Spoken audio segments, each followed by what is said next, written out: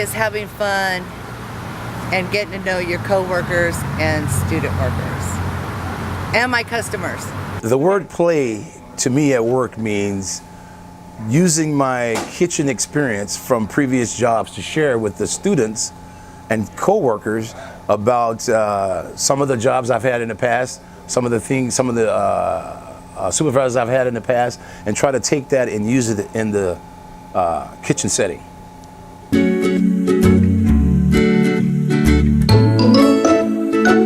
The way that I play at work is through students, learning from the students, as well as showing the students, as well as coworkers, why it's important to have laughter at work, because this is our second home. You know what I mean? This is our home away from home. So if you can't have fun here, where are you going to have fun at? In a way that you still get your work done. Part of being a leader, I think, is great, is that you have the ability to kind of motivate. You have the ability to motivate your fellow student workers and your fellow employees, regardless of what level. And the way I like to play, for example, at prep, when a student's looking and reaching out to find a task to do, I love stating the task and making sure they understand it. And then I start a task too, and I'm like, hey, who could finish first, without sacrificing quality, of course. But there's ways to play at work that will encourage and promote, hard work, quality, and it's important to have a good time while you're at work, because it will reflect on your final product. If you're enjoying making tofu sauce, it's obviously going to be better than somebody that wasn't enjoying making tofu sauce. So as a leader, I think it's very important to motivate your staff and fellow workers, and I think you could do that by incorporating fun, because at the end of the day, we're supposed to have a little fun at work as well.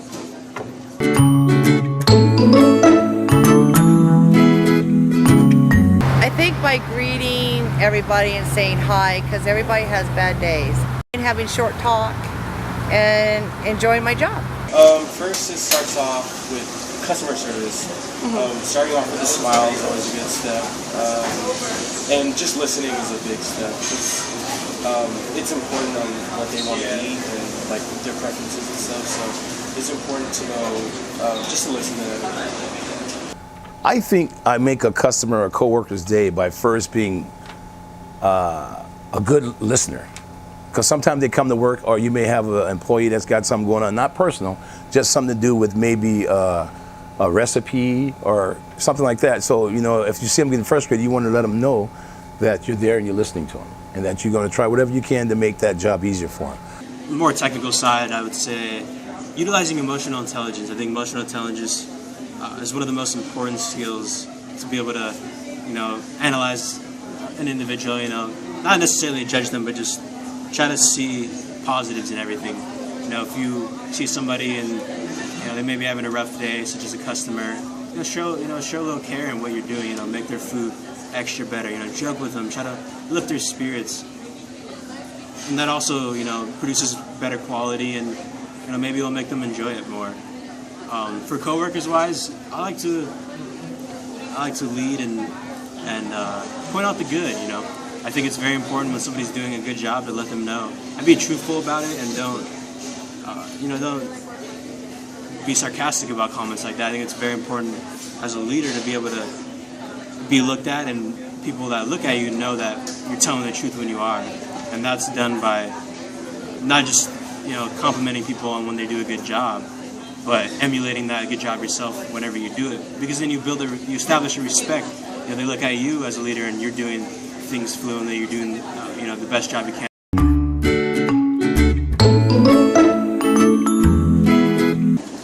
I stay focused on the task at hand,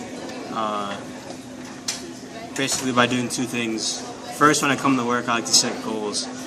Depending on what workstation I'm going to be at, after I talk to a coordinator, after I figure out what duty I need to do, or whatever whatever my object is, I like to set goals, attainable goals. I found that obtainable goals help you stay focused, stay on track, and it sets a pace that you need to work out to get that job done before you clock out. One of the things that keeps me engaged is knowing that the work that I do, I can share it with the students. And that means a learning experience, you know, through, like I said, previous employers where I've worked, where I can share with the students some of the things that I've done before, and that helps me.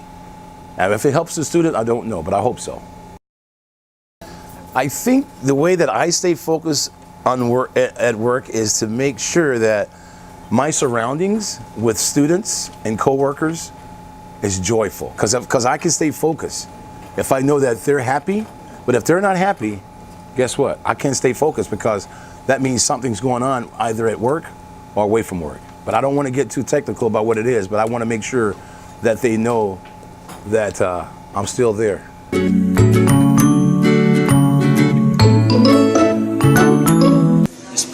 Putting myself in the customer's shoes. I know that I'm a student, and our customers are students as well. I like to put myself in their shoes and wonder, hey, you know, if I was them, you know, what kind of product would I like to receive? What kind of quality? I wouldn't want for instance, a burger that was, you know, rushed because we were really crowded. I'd want a burger that had care and finesse in it. Again, it's customer service, just showing them that, just giving them the time, take your time with stuff, and just showing them that they're not just another customer, that, you know, we value them and their experience.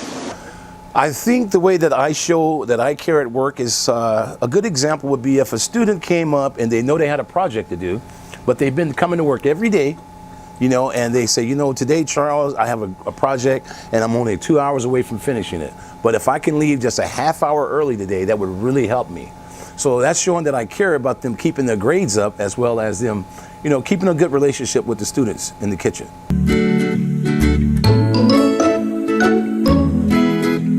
If you're having a bad day, you shouldn't bring that to work. So you should have a great inspiration. I think just knowing that I make a difference in someone's day.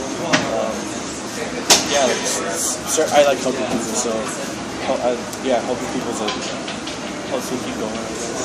You got to stay positive, long term and short term, because you never know what's going to come up throughout the day. That was a good one.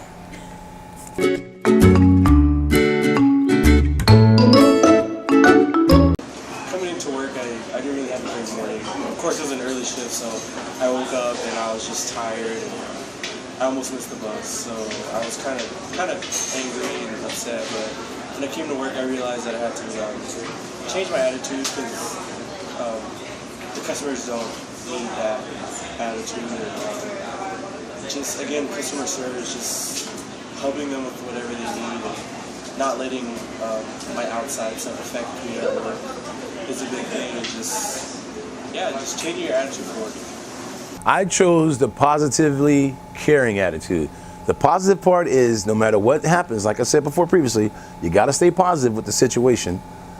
And if you don't, it's an effect that goes throughout the whole kitchen, from the top to the bottom. So if I'm negative, guess what's going to happen? Everybody else around me is going to be negative. So in order to stop that, you leave it all at the door, and you come in with a positive attitude when you come to work, because you're here for 8 hours. You're only here 8 hours. Just come in with a positive attitude for 8 hours, do your job, go home, come back the next day with another positive attitude. That's how you do it.